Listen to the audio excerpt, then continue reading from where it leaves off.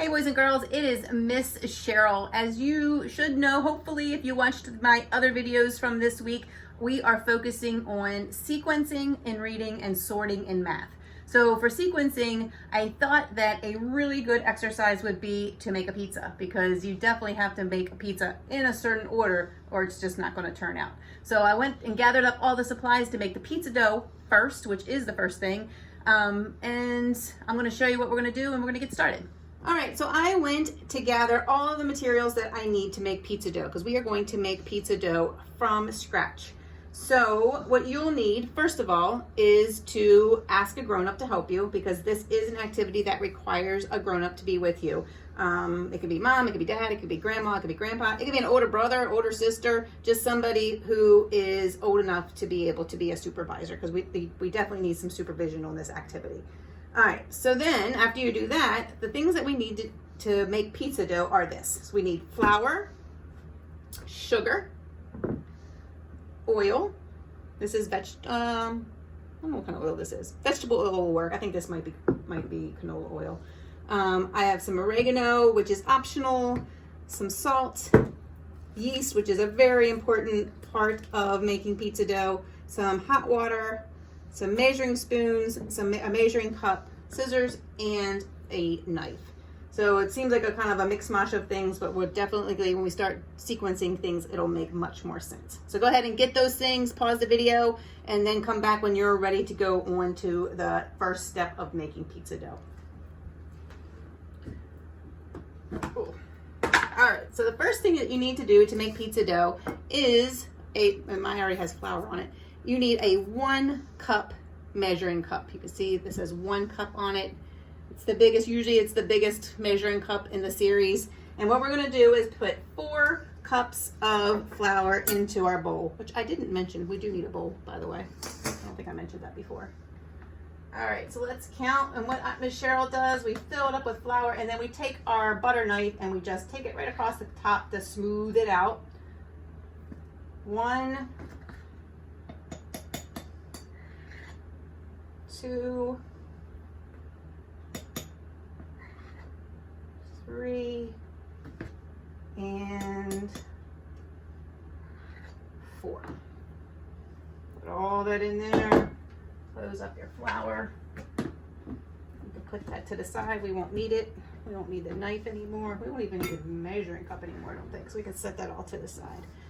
So then what we need to do, we have our 4 cups of flour in our bowl. What we need to do is make a little hole in the middle of our flour. So we can kind of spread it out a little bit, but make a little well, like you're digging a hole in the dirt, digging a hole in the sand, in the center of your flour. And what we're going to do in this hole is a couple things. One, we're going to get the sugar and our tablespoon, which has flour on it now. So you can see tablespoon. It is the biggest. If you have a set of spoons, it is usually the biggest one in your spoon set. And we're going to take a tablespoon of flour, not flour, that's a lie, a tablespoon of sugar, and put it right in that hole.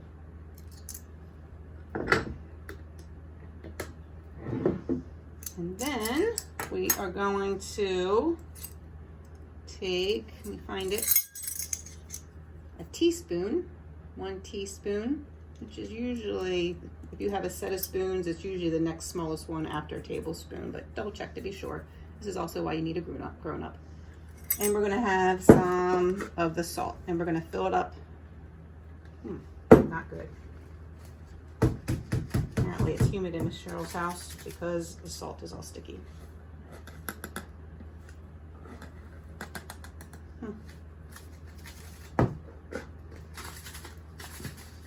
All right. Technical difficulties. Give me a second.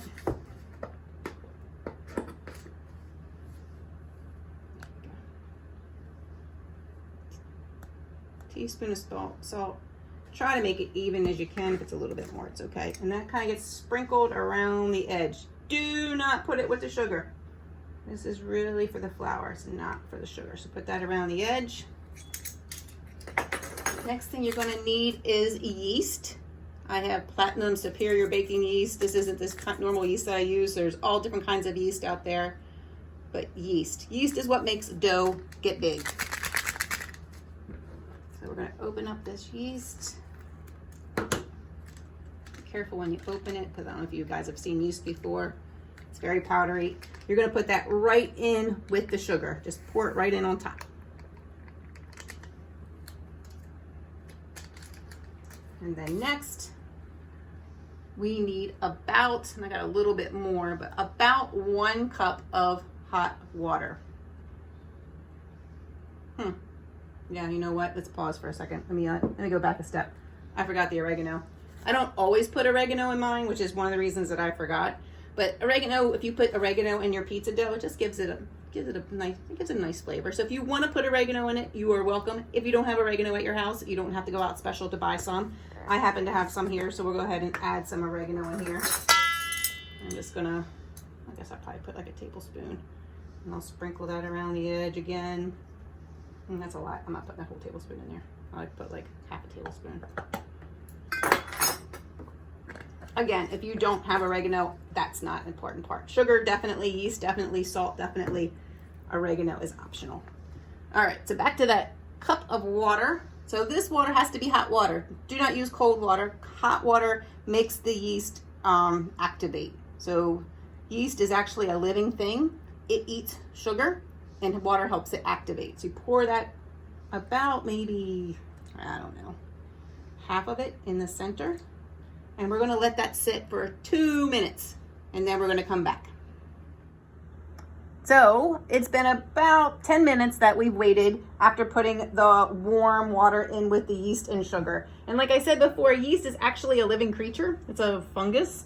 And all of this frothy stuff that you see up on the top of there, that is a yeast eating the sugar and farting carbon dioxide. So yeah, there's yeast farts in your pizza dough. I don't know what else to say. Kind of is. It's there.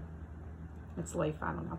So anyway, so here's the fun part. If you should have done this already before we got started, even if Miss Cheryl didn't remind you, but you need to have your hands washed. So if you went and played for 10 minutes while you were waiting for your yeast to get activated and now you're back, you need to wash your hands, because the next part is the most fun part of making pizza dough, and that is we are going to get our hands in the pizza dough and mix all of the ingredients together. So if you haven't washed your hands, or you need to rewash your hands, go do that, come back, and then we'll get started. So I am just gonna put, I don't have a method. Maybe there's a method, but I just take the dough from the outside, or the flour from the outside, and I just start pushing it towards the center. Start getting all of that yeast mixed through. And if you remember, we didn't use our whole cup of water, so you might need more water.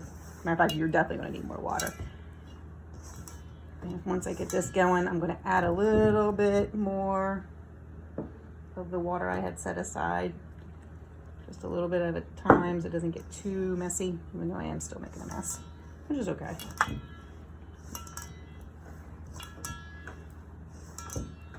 Keep mixing and mixing and mixing. It takes a while, but like I said, hopefully you think this is the fun part. I know some people, they don't want to get their hands all yucky, so if you're one of those people, that's okay. Maybe there's somebody in your house who's willing to help you out and do the mixing. I need some more water. I'm gonna have to put the rest in. And just keep going until it all makes a big ball. All right, so as you can see, I finally got the dough to make a big ball, finally. It takes a little while. And Mr. Fracassi reminded me after we paused there for a moment that, like I said, I mentioned that if you don't want to touch the pizza dough and get all the dough all over your fingers, that's okay. Mr. Fracassi made a comment that he doesn't like that. So he takes a big wooden spoon. Just wait 1 second. Stay right there. Like this. You have some kind of big spoon, and he uses that to mix at first until it kind of gets to this point. And when you get to this point, it really doesn't stick to your fingers. I have it on my fingers because I started from the beginning. But again, if you're somebody who maybe doesn't like having all that stuff all over your fingers, just another option, you could use a spoon. So when you get down to the end, when it's making a big ball, basically I keep folding it in half and then pushing on it with my heel of my hand. And that's making sure all the flour, all the ingredients, the yeast, the sugar, everything's mixed together really good. The yeast is still working. So the yeast eats carbohydrates, and flour is a carbohydrate. So it's still working its way, working its magic, and that's what makes the yeast, or excuse me, makes the dough rise for our pizza dough. So we are getting down to the end, and what I'm gonna do is kind of make it into one big ball, and I'm gonna take my butter knife.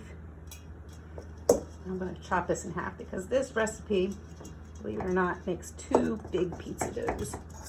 Doesn't look like it quite yet, but it will. So I separate them into 2, just make it into another ball. Put one in here, put one in this one. And then what I do, so it doesn't really stick to the bowl as it rises, is you take a little bit of oil, just put a little bit of oil on top. Roll it around in there, make sure all the sides have oil on them.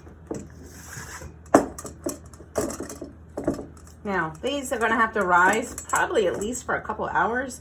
So if you wanna have pizza for dinner, this isn't something that you rush home from school one day and say, oh, we're gonna make pizza dough and have it for dinner. This is like maybe a Saturday, or now that it's summertime and you don't have school and you're home, you kind of make it in the morning. And then what Miss Cheryl does is that I just let it rise all day.